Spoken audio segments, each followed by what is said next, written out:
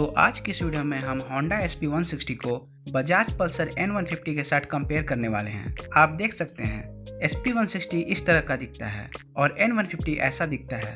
Look wise SP160 को simple और sporty design दिया गया है। इसे कंजर्वेटिव डिजाइन दिया गया है जिससे ये बाइक हर एज के लोगों को काफ़ी पसंद आता है। वहीं N150 को पूरा शार्प और एग्रेसिव स्पोर्टी डिजाइन दिया गया है और ये बाइक मोस्टली यंग लोगों को टारगेट करता है।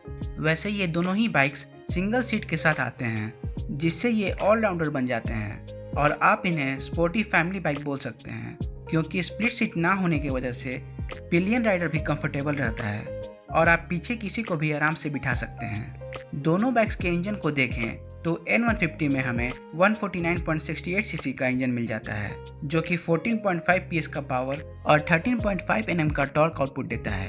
वहीं SP160 में 162.71 सीसी का इंजन मिल जाता है जो कि 13.46 PS का पावर और 14.58 Nm का टॉर्क आउटपुट देता है। N150 में हमें 1 PS ज़्यादा पावर मिलता है तो SP160 में हमें 1 Nm ज़्यादा टॉर्क मिलता है और इन दोनों ही बाइक्स में 5 स्पीड का गियर बॉक्स मिल जाता है। इन दोनों बाइक्स के बीच में मेजर डिफरेंसेस को देखें तो फर्स्ट डिफरेंस इनके हेडलाइट सेटअप में है। SP160 में हमें LED हेडलाइट सेटअप मिलता है और इसका लाइट आउटपुट भी अच्छा है, पर N150 में हमें LED प्रोजेक्टर लाइट का सेटअप मिल जाता है जो कि SP160 से ज़्यादा ब्राइट लाइट देता है जिससे नाइट टाइम राइडिंग के लिए भी N150 ज़्यादा बेटर है। SP160 में हमें 12 लीटर्स का फ्यूल टैंक मिलता है और N150 में 14 लीटर्स का टैंक मिलता है, पर N150 के बड़े टैंक से रियल वर्ल्ड में कुछ ज़्यादा फर्क नहीं पड़ता है क्योंकि दोनों बाइक्स को एक ही जैसे कंडीशन में चलाने पे हमें SP160 से 42 का माइलेज मिलता है और N150 से 33 का माइलेज मिलता है। तो फुल टैंक करने पे दोनों ही बाइक्स आपको अप्रॉक्स सेम डिस्टेंस ही कवर करके देंगे। यहाँ SP160 में 80/100 सेक्शन का फ्रंट टायर और N150 में 90/90 सेक्शन का फ्रंट टायर मिलता है। 90/90 सेक्शन के टायर से N150 का रोड ग्रिप बढ़ जाता है और बाइक स्ट्रेट चलने पे ज़्यादा स्टेबल रहता है, पर टर्निंग में ये बाइक ज़्यादा स्टेबल नहीं रहता है। अगर आप इसे यू टर्न्स या शार्प टर्न्स लेते हैं तो N150 गिरने लगता है। पर हैंडलिंग डायनेमिक्स को देखें तो 80/100 सेक्शन के टायर की वजह से SP160 में हमें ज़्यादा अच्छी हैंडलिंग मिलती है। आप इस बाइक को कहीं भी आराम से मोड़ सकते हैं और टर्न्स लेने पे भी ये बाइक ज़्यादा स्टेबल रहता है। N150 में हमें 120/80 सेक्शन का रियर टायर मिलता है और SP160 में 130/70 सेक्शन का टायर मिलता है। पीछे वाले टायर्स का परफॉर्मेंस दोनों ही बाइक्स में सेम ही है। N150 के फ्रंट में हमें 260 mm का नॉर्मल डिस्क ब्रेक सेटअप मिलता है और SP160 में 276 mm का पेडल डिस्क ब्रेक सेटअप मिल जाता है। यहाँ पे SP160 के फ्रंट ब्रेक का परफॉर्मेंस ज़्यादा अच्छा है और ये ज़्यादा फीडबैक भी देता है, तो अच्छी ब्रेकिंग के लिए SP160 ज़्यादा अच्छा है। रियर पिलियन कंफर्ट को देखें तो N150 का रियर सीट ज़्यादा कंफर्टेबल है।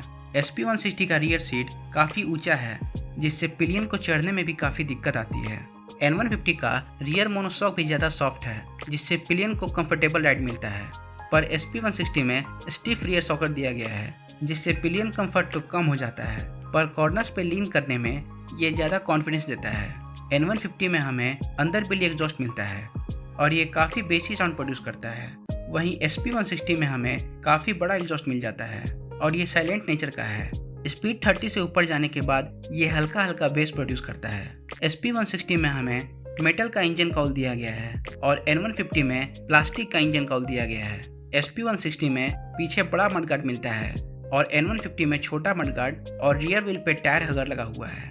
यहाँ हमारे पास इन दोनों ही बाइक्स का सिंगल डिस्क वाला वेरिएंट है और दोनों ही बाइक्स के कर्व वेट को देखें तो SP160 का वेट 139 kg है और N150 का वेट 145 kg है।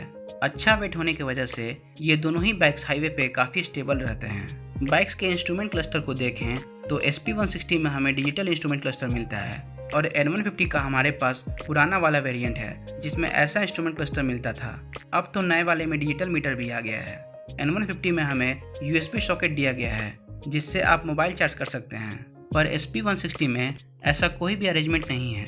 अगर हम इन दोनों बाइक्स में सिमिलर चीज़ों को देखें तो दोनों ही बाइक्स में हमें हैलोजन इंडिकेटर्स मिल जाते हैं और SP160 का इंडिकेटर ज़्यादा फ्लेक्सिबल है। यहाँ दोनों ही बाइक्स में हमें सिंगल चैनल ABS मिल जाता है और सेफ्टी वाइज भी ये बाइक्स बहुत अच्छे हैं। इन दोनों में हमें किक से स्टार्ट करने का ऑप्शन भी मिल जाता है, तो बैटरी डेड या ख़राब होने पे भी ये बाइक्स आराम से चालू हो जाएंगे। यहाँ मोनोशॉक भी हमें दोनों ही बाइक्स में देखने को मिलता है और इन दोनों में LED टेल लाइट भी दिया गया है।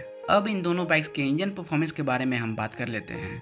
वैसे ऑन पेपर तो इन दोनों में ज़्यादा फर्क नहीं है, एक में टॉर्क ज़्यादा है तो दूसरे में पावर, और रियल लाइफ में भी आपको दोनों बाइक्स को चला के परफॉर्मेंस वाइज ज़्यादा फर्क नहीं दिखेगा।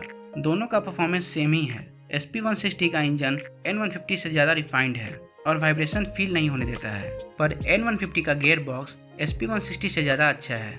N150 में गियर्स काफ़ी स्मूथली शिफ्ट होते हैं, पर SP160 में गियर्स कभी कभी सही से शिफ्ट नहीं होते हैं। तो इंजन SP160 का अच्छा है और गियर बॉक्स N150 का, पर ओवरऑल दोनों ही बाइक्स परफॉर्मेंस वाइज बहुत ही अच्छे हैं और आप अपने नीड के हिसाब से किसी को भी ले सकते हैं।